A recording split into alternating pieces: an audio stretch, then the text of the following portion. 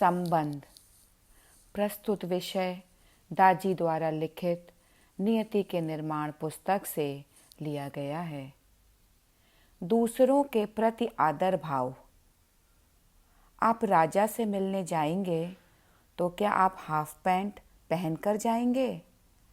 आप ऐसा तो नहीं करेंगे। क्यों? क्योंकि आप राजा को आदर देना चाहते हैं।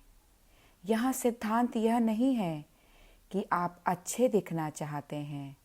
मैं हर दिन ही अच्छा दिखना चाहता हूँ, लेकिन जब मैं किसी खास रुतबे वाले व्यक्ति से मिलने जाता हूँ तब मैं और भी ज़्यादा ध्यान रखता हूँ।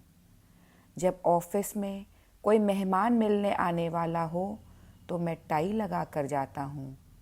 यह सब मैं दूसरों को आदर देने के लिए करता हूँ।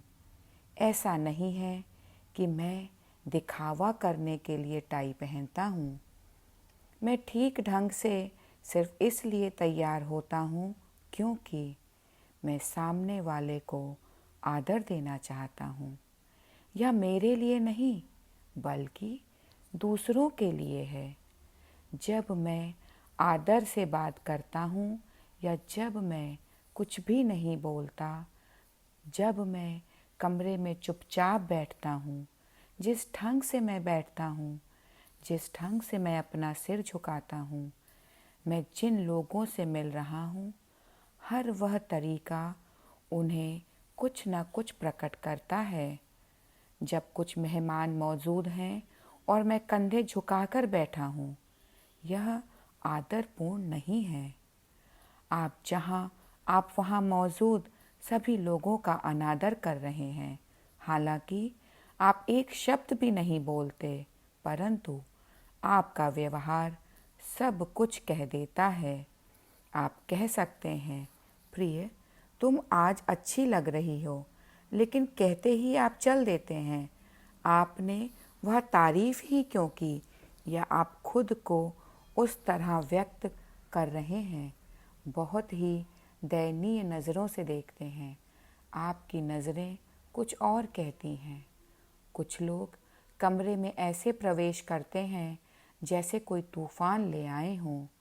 वे ज़ोर से दरवाजे बंद करते हैं। हो सकता है उन्होंने एक भी शब्द ना बोला हो, फिर भी वे जिस ढंग से चलते हैं या जिस ढंग से बोलते हैं अथवा जिस ढंग से चारों ओर देखते हैं, अपने आप में प्रबल प्रमाण उपस्थित कर देते हैं।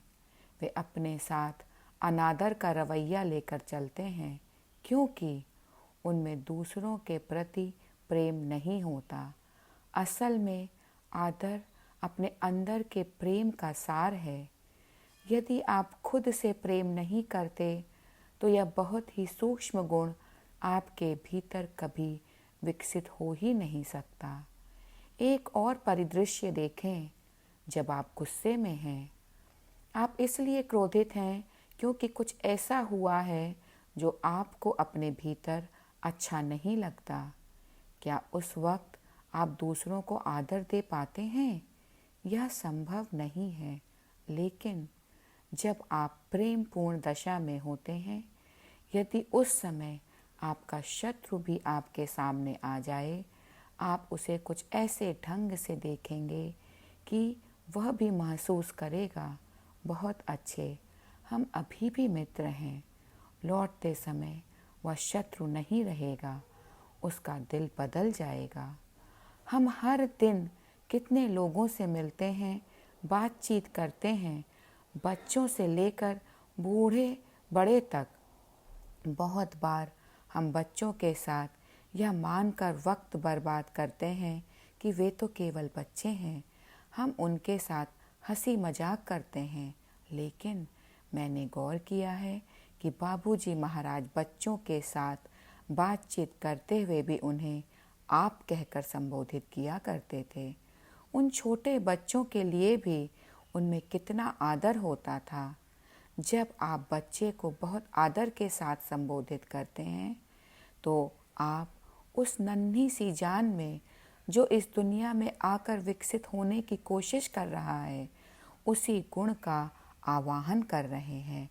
परंतु यदि आप उससे लगातार कहते रहते हैं, अरे बेवकूफ़, बैठ जा, तुझे यह नहीं करना चाहिए, तुझे वह नहीं करना चाहिए, हर समय भाषण देते रहते हैं, मजाक उड़ाते रहते, उसे हर वक्त हर समय दरकिनार करते कहते हैं रहते हैं, तो वह भी उसी तरह से बात करना सीखेगा।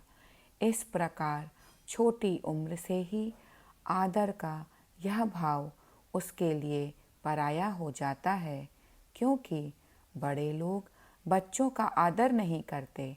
अतः बच्चों को पता ही नहीं होता कि आदर क्या होता है। अगर वे खुश होकर कहें, यह फूल बड़ा सुंदर है, उस समय हमें उनकी तारीफ करनी चाहिए। वाकई आप बिल्कुल सही कह रहे हैं, सचमुच यह फूल कितना सुंदर है।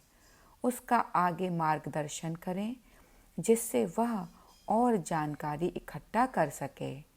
इसमें कितनी पंखुड़ियाँ हैं, रंग क्या है, उसकी खुशबू कैसी लगी, ये सारी बातें उसमें विश्लेषण करने की काबिलियत पैदा करती हैं। आप छोटी सी बात से शुरू करें और देखें कि वह आगे कहाँ तक पहुँच सकता है। धन्यवाद।